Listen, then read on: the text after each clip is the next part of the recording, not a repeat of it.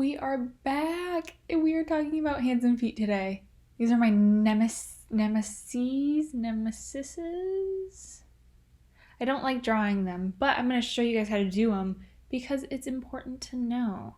So, and if you want to include them, it makes your croquis look pretty cool and like human-like. So anyways, I like to start with a little trapezoidal shape. This is the same shape that we drew when we mapped out our croquis. So I'm just filling that back in. I'm also going to fill in the wrist up here just so you know where it is. And then from here, at that 5 line that we made on the map, this is where you're going to draw a little curved dashed line, right? So this line is going to represent your fingertips. And if you look at your own hand, you know that there is a curve to the fingertips. Not all your fingers are the same length. And so that's why we draw a curved line. And halfway between that curved line and the bottom of your trapezoid, we make a smaller curved line. It's parallel. It's the same line. It's just halfway between. Those are going to represent the knuckles in the middle of your finger. I'm going to scoot us in and I'm going to talk about knuckles for a hot second. We got to draw 4 little circles at the bottom of that trapezoid for each knuckle. We don't care about the thumb right now. She's irrelevant. She's gone. But what we do need to talk about are the 4 smaller knuckles that are in the middle of our fingers. So you're just going to draw 4 smaller circles to represent each knuckle. And then you're going to go in and you're just going to like connect them. You can do that all at once, or you can go in and do each finger. So what I'm doing right now is I'm just going in and I'm adding the pinky. This is a right hand. So your pinky is your shortest finger.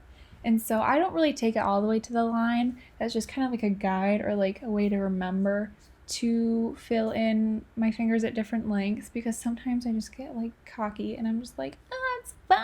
They can all be the same length. Nobody will know. And then it's like Slender Man. It's kind of creepy. I don't like it. So make your fingers different lengths. Your middle finger is your longest, then it's ring finger, and then index finger, and then pinky.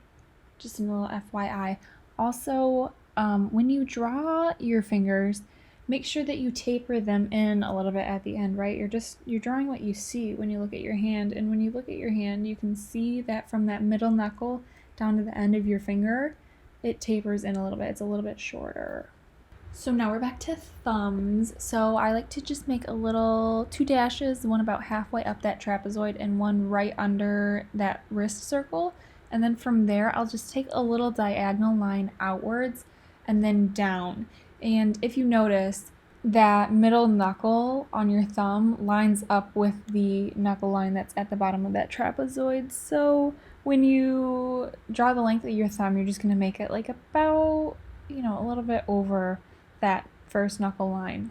And when I render thumbs, especially in this position, I make the outside part of the thumb flat. That's where your nail is, and your thumb is flat where your nail is. And then I just round it up and made it back up where I made that second dash. Once I tweak all of my appendages, I usually just smooth out the line between the wrist and the hand and whatnot, and then I'll just go back and tweak any lines in the fingers that I think look weird. I'll go back, make sure that my fingers are all different lengths, because I'm so not used to drawing hands that I forget that all my fingers are different lengths. And then from there, you just go in, do the same thing we always do. We erase our lines. I love erasing our lines. They make everything look so much better, so much more realistic. But if you really want to make it realistic, you gotta shade it. Hands without shading look weird. So, depending on where your light source is, obviously, you know that you're gonna have more shadows on parts of your hand. And it's the same thing, right? So, you're gonna have shadows on all of your fingers, no matter where your light source is. It just depends on what side you pick. So if my light source is on the left, all of my fingers on the right side are going to have shadows, especially right where the fingers meet the hand. And then you can also add shadows around each knuckle on the underside, including the knuckles in the middle of your finger. Then you can, add some midtones if you want to toss some in there. And basically, after you get that, you're done. You made your cute little hand. Look at that, your first hand, done. 5 minutes. We did that. I highly recommend for hands and feet especially, get yourself a reference photo. I swear, these buggers, you think you're drawing them right, and then you're done and you take a step back and you're like, oh my gosh, I just drew a spatula on the end of her arm. And now this collection only works if she's a cooking mama croaky. These two hand positions are probably the most common for croakies. This one is just like dangling, like useless at the side of the hip. And this one's on the hip, just add a little sass in your frass. Because, as often as we want to draw jazz hands and spirit fingers, sometimes it just doesn't go with your evening wear collection. So just knowing and being familiar with a few different hand poses where they're not distracting is going to be really beneficial to you. In fact, that hand on the hip position is basically the same as the hand we just drew. The only difference is that obviously you're shifting or you're rotating the whole palm, and then you're pushing your knuckle circles a little bit closer together, those middle knuckle circles. And then that also means that you're going to move the fingertips closer together. And then the fingertips as a whole are pointed downwards. So instead of making those knuckles straight out, you're going to shift them down a little bit, down that line, a little bit further down than each knuckle. So all your lines are going to be like at a little diagonal. Now we're going to talk about the dangly hand. I don't have a technical term for it. That's what I'm going to call it. You're going to start off with a trapezoid, but this puppy has foreshortening, which is a little bit scary for some people, but it's okay. I'm holding your hand. Oh my gosh, I'm drawing your hand. Okay, foreshortening just means that something is moving backwards in the plane, like it looks like it's going backwards. That's all it is. So your trapezoid is it's like pinched on one side basically. So one side of your trapezoid is going to be shorter than the other, and then you're just going to connect those lines. So the top line should be at a different direction than the bottom line. So like my top line is angled upwards, then my bottom line is angled downwards. Now we're going to fill in the thumb. Same thing, same way to start. You're going to make one mark under the wrist and then one halfway down that trapezoid. And just like before, you're going to take that diagonal outward and down. I don't have any fun facts about thumbs, although I should. I feel like that would be a really riveting conversation, I'm sure every single one of you have always thought to yourself, why can't I learn more about thumbs? Phalanges, are you guys ready? We're going to draw a triangle. We're just going to map that puppy in. So the one line is going to line up with your palm, right? So obviously your fingers line up with your hand. So by that, I mean that that large trapezoid line that you drew, you're just going to take a line straight down, and that's going to be the side of your triangle. From there, you're going to draw another line right under that knuckle line. That's where your knuckles go. And then the last one just connects the two. From here, I like to break the rules. I'm not drawing knuckles this time because you know what? We only need to draw one knuckle really, basically. So, just connect those lines. Make myself a little index finger.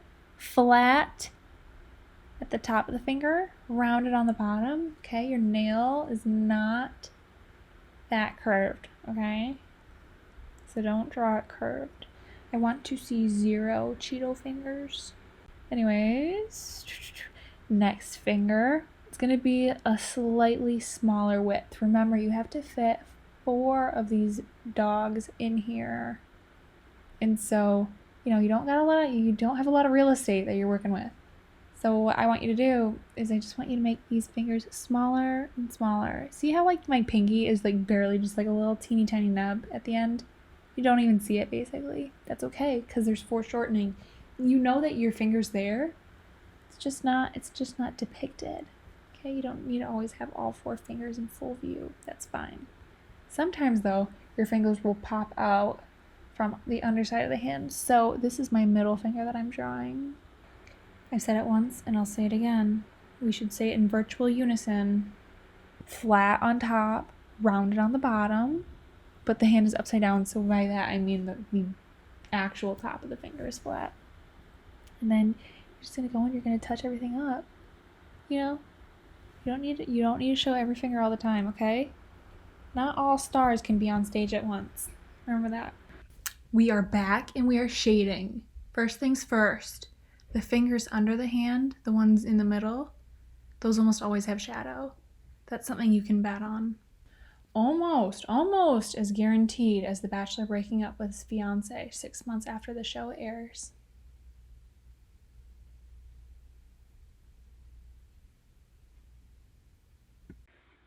After that, we're going to go in and we're going to shade the side of the hand.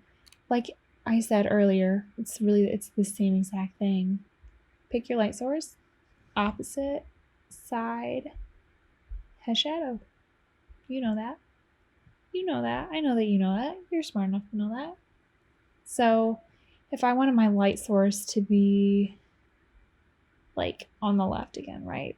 The right side of my fingers are all going to have shadow. And then I'm just going to throw in some shadows up by the wrist, maybe a mid-tone or two, and look at that. You have perfected the dangly hand. Now we're talking about feet. Are you guys excited?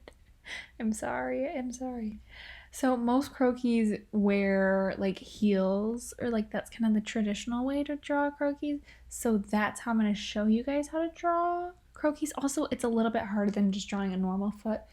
So when I throw you into the deep end, it's going to be easier for you to swim in the shallow water with minimal flotation devices. So I'm starting with a circle for my ankle. I'm going to show you guys the front view first. So we're going to draw our ankle line like we always do. You can draw a little line through that if you want to show where the perspective is, and then a line vertically facing downwards. Well, that's what vertical means. Anyways, your ankle is going to be at the 9, and then your toes are going to be at the 10. So I like to put this line just a little bit above the 10 mark, because that's like where it's like the knuckles of your feet, where your toes meet your foot. I don't know if there's a technical term for that, but if there were, I wouldn't know it. So I am drawing a little triangle to just kind of like lay in the toes really quickly. Obviously, if you had a left foot, then your triangle would face the other way. I'm just filling in the ankles. We've talked about this. The inside ankle is the higher ankle. If you wanted to know that, it's up to you. So from there, I take the line just inwards towards that center line, towards that balance line. And then I go and I take it back around to the end of the line, towards the end of the triangle. The outside of the foot's like not a lot of curvature. It's pretty straightforward. On the other hand, the inside of the foot, it curves in a little bit more, and it curves in until about halfway between that 9 mark and the mark that you made at the I don't know what it's called. I'm just gonna call it the foot knuckle. There's no other way, guys. I don't know what else to call it. And then it's gonna curve out like at the bone of your big toe. You know what I'm talking about. Just look down at your feet. There's a bone there. You gotta make that clear. And then we'll just take a little divot inwards in the middle of that foot, and then there's your big toe. Yay! I know. I am very quick to just fill in 4 little dashes to make my toes and, quickly just get it over with. I can't say that I want to be really known for my feet, but that is a title that I will gladly let you guys, fight amongst yourselves. Whoever wants that one, you got it. I like to just shade a little bit of the arch of the foot. There is a sharp curve there. There's a lot of curve going under that foot right there. So there's usually shadow. And then, if you want to go into detail on the toes and knock yourself out, I usually just add a little bit of shadow where the toes like meet the foot. What did I call it? The foot knuckle, because that's where it bends when it's up in a heel. And that's kind of how you know. So a lot of shading on the opposite side of the foot from the light source and under the ankle. Now we're going to talk about the side view of the croquis foot, because that's just another really common way to position your croquis feet, especially when you have a dynamic pose with a play leg. So first, what I like to do is I like to start off with a circle for the ankle, and then after that I will go and I will make a slightly bigger circle under that and a little bit to the side for the heel. Then once you have that in, you can start to smooth out those two circles right there and create a line, and that'll be where your ankle, where your ankle bends, if you will, meets the heel. And if you have your leg already filled in, then you can just continue that line, and you're going to take it outwards until it is about the same height as the bottom of that heel. So when it reaches the bottom of the heel, then it'll go almost straight down. It'll still be at a little bit of a curve, but it's pretty close to like straight down, especially if you got some big pumps on those chicks. After that, what I like to do is I like to draw like almost like a rectangle, I guess, that's bigger in the front, closer to like where the big foot would be. This is just you kind of like laying in the area of like where your toes would be, so you can kind of imagine where I'm going to go with this. I'm going to talk about it quickly first of all, but I like to just angle that line for the toes backwards, back towards the foot, and then have that big widest point where the big toe is. And then a little bit up that rectangle, I'll make like a sharp C curve, and this is kind of the ball of your foot. And then from there, I will just follow that heel line. I kind of follow the top of the foot towards that outermost point, and then basically that's straight down from there. And then from here, you can kind of go in and you can fill in your toes as need be. Flat on the top, round on the bottom. Yes, full circle. We did it, guys. Okay. And just, like 4 little marks for the rest of the toes. They're hidden back there. You don't need to get detailed with it. And once you pick your light source, you get to shade it. Yay! Oh my gosh, so fun. So major shadows include under the arch of the foot and behind the ankle, around the heel, the top of the heel, and under the ankle. That's a big spot to include a shadow, just because sometimes you don't always draw in the ankle. It's really just a shadow. You're not drawing a line for the ankle when it's at this view. And then also a little bit of shadow under like the ball of the foot, under the toe maybe. And after that, once you've got all your shadows laid in, look at that, you're done. So that's another really common way to place a foot on a croquis. Obviously, she'd probably be wearing heels, or she could just be on her tiptoes. That's cool too. The front view and the side view are the ones that I probably would use the most often if I drew my feet in. So those are 2 to get really familiar with and to, know your way around them. So practice that a few times, throw them on your croquis, see how they look, and then we'll keep going. You guys are doing so good. I'm so proud of you.